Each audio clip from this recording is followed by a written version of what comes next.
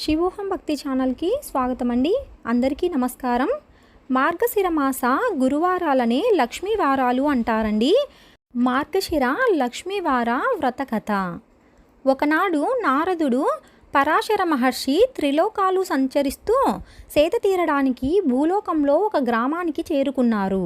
ఆ సమయంలో ఆ గ్రామంలో 4 వర్ణాల వారు ఇళ్లను గోమయంతో అలికి ముగ్గులు వేసి స్త్రీలందరూ తలంటు స్నానం చేసి కొత్త బట్టలు ధరించి లక్ష్మీ పూజ చేయడానికి 4 వర్ణాల వారు కలిసి ఒకే చోట చేరి లక్ష్మీదేవి ప్రీతి కొరకు గానం చేస్తుండగా వారి భక్తికి ఆశ్చర్యం చెందిన నారదుడు పరాశర మహర్షితో, మహర్షి, ప్రజలంతా కలిసి ఇంత ఆనందంగా చేస్తున్న ఆ పూజ ఏమిటి?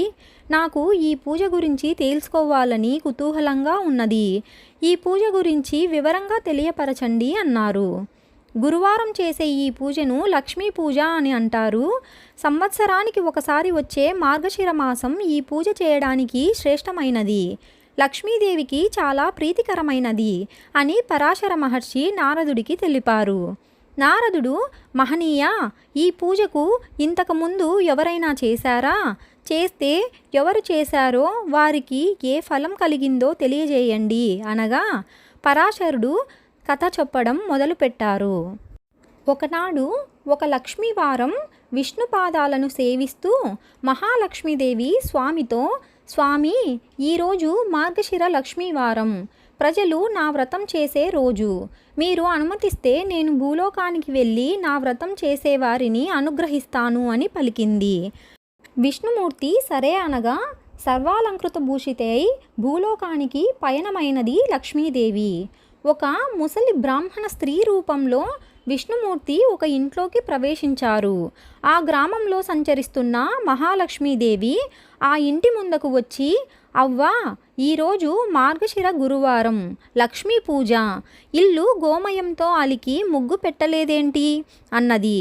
అప్పుడు ఆ ముసలి స్త్రీ, అమ్మా, ఆ వ్రతం ఏమిటి, ఎలా చేయాలి, నువ్వు చెబితే నేను కూడా చేస్తాను అని అడుగగా మహాలక్ష్మి మందహాసంతో ఈ విధముగా పలికినది.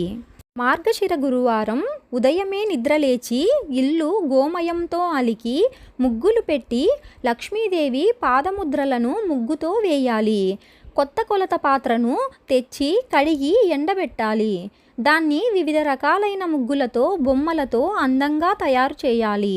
శుచిగా స్నానం చేసి ఒక పీటను తీసుకొని దానిని కడిగి దాని మీద కొత్త ధాన్యం పోయాలి.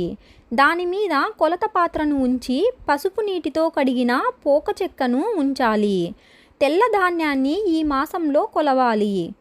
మనసులో కోరికను చెప్పుకొని కొద్దిగా తెల్ల ధాన్యాన్ని కొలత పాత్ర మీద పోయాలి.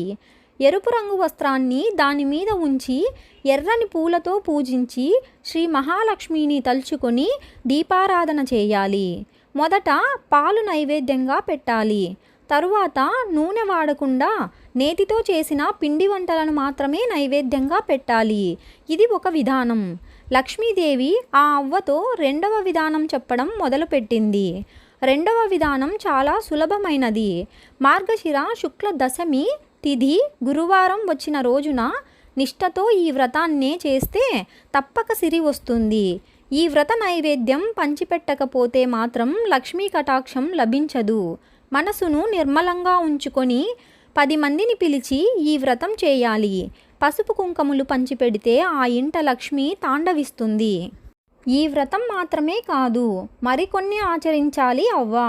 గురువారం ఉదయమే లేచి పొయ్యి బూడిద తీయకపోయినా, ఇల్లు వాకిలి తుడవకున్నా ఆ ఇంట లక్ష్మి నిలవదు. ఏ స్త్రీ గురువారం శుచిగా మడి వస్త్రం ధరించి వంట చేసి పూజ చేస్తుందో ఆ ఇంట లక్ష్మి స్థిరంగా ఉంటుంది. ఏ స్త్రీ గురువారం నాడు పిల్లలను తిడుతుందో, కొడుతుందో, ఇల్లు వాకిలి చిమ్మదో, అంట్లు కడగదో ఆ ఇంట ఒక్క క్షణం కూడా లక్ష్మి ఉండదు. ఏ స్త్రీ సాయంకాలం వేళ గడపకు 2 వైపులా దీపాలు ఉంచదో ఆ ఇంట లక్ష్మి నిలవదు. అంతేకాదు, ఆ ఇంట ధనానికి, సంతానానికి హాని కలుగుతుంది.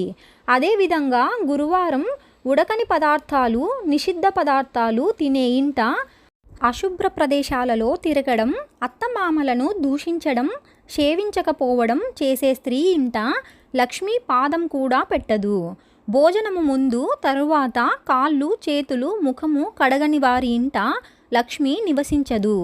ఇతరులతో మాట్లాడుతూ ప్రతి మాటకు ఏ స్త్రీ అకారణంగా అసందర్భంగా గట్టిగా నవ్వుతుందో అక్కడ లక్ష్మి నిలబడదు. ఏ స్త్రీ అందరి చేత అభిమానింపబడుతుందో గౌరవింపబడుతుందో అక్కడ లక్ష్మీదేవి ఉంటుంది. ఏ స్త్రీ గురువారం దాన ధర్మాలు పూజలు చేయదో భర్తతో గొడవ పడుతుందో ఆ స్త్రీ పాపాత్మురాలిగా జీవిస్తుంది. గురువారం అమావాస్య సంక్రాంతి తిథులలో నిషిద్ధ పదార్థాలను తినే స్త్రీ యమపురికి పోతుంది. జ్ఞానంతో స్త్రీ పైన చెప్పబడ్డ 3 తిథులలో నిషిద్ధ పదార్థాలను తినకుండా నక్తం ఒంటిపూట భోజనం ఉంటుందో లక్ష్మీదేవిని పూజిస్తుందో ఆ స్త్రీ ఇల్లు ధనధాన్య పుత్ర పౌత్రాదులతో వర్ధిల్లుతుంది. ప్రతి స్త్రీ తాను నిత్యం ఆచరించే పనులు ఆధారంగా చేసుకునే లక్ష్మీ అనుగ్రహం ఉంటుంది. ప్రతిరోజు ఉదయమే నిద్రలేచి ముఖం కడుక్కోవాలి. అలా చేయని స్త్రీ ముఖం చూస్తేనే మహాపాతకాలు కలుగుతాయి. భుజించే సమయంలో పడమర దక్షిణం దిక్కులకు కూర్చొని భోజనం చేయకూడదు. అలాగే నిత్యం దీపారాధన చేయకుండా ఇంట్లో భోజనం చేయడం తగదు. చీకటి పడిన తరువాత తలకు నూనె రాయకూడదు. కట్టి విప్పిన బట్టలు మురికిగా ఉన్న బట్టలను ఎక్కడ పడితే అక్కడ పడవేయడమే పెద్ద దరిద్రం. భర్త అనుమతి తీసుకోకుండా అందరి ఇంటికి తిరిగే స్త్రీ ఇంట, భర్త మాట వినని స్త్రీ ఇంట, దైవం యందు బ్రాహ్మణుల యందు భక్తి విశ్వాసాలు లేనటువంటి పూజలు చేయనటువంటి స్త్రీలు ఉన్న ఇల్లు శ్మశానాలతో సమానం. అందువల్ల అక్కడికి లక్ష్మీదేవి రాదు.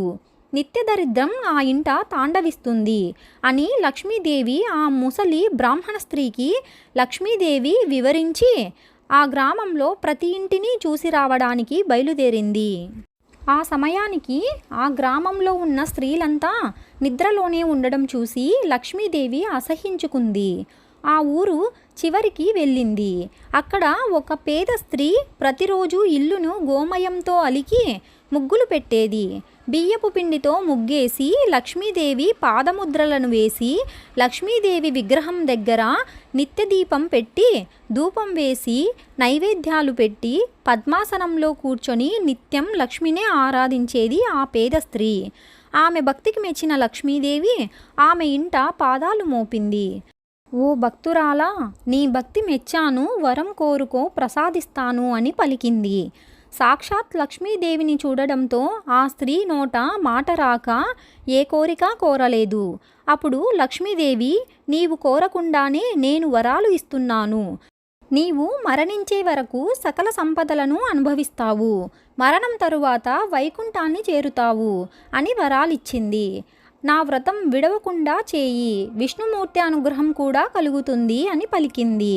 మహాలక్ష్మి చెప్పిన విధంగానే ఆ స్త్రీ లక్ష్మీదేవిని నిత్యం పూజించి సకల సంపదలు భోగభాగ్యాలు 5 కుమారులతో ఆ స్త్రీ జీవితం ఆనందంగా గడిపింది అంటూ మహర్షి పరాశరుడు నారద మునీంద్రుల వారితో పలికారు. శ్రీ మహాలక్ష్మీదేవిచే స్వయముగా చెప్పబడిన ఈ వ్రతము చాలా విశిష్టమైనది. ఈ కథను నిత్యం చదవడం వలన సకల శుభాలు కలుగుతాయి. మార్గశిర లక్ష్మీవార వ్రత కథ సమాప్తం.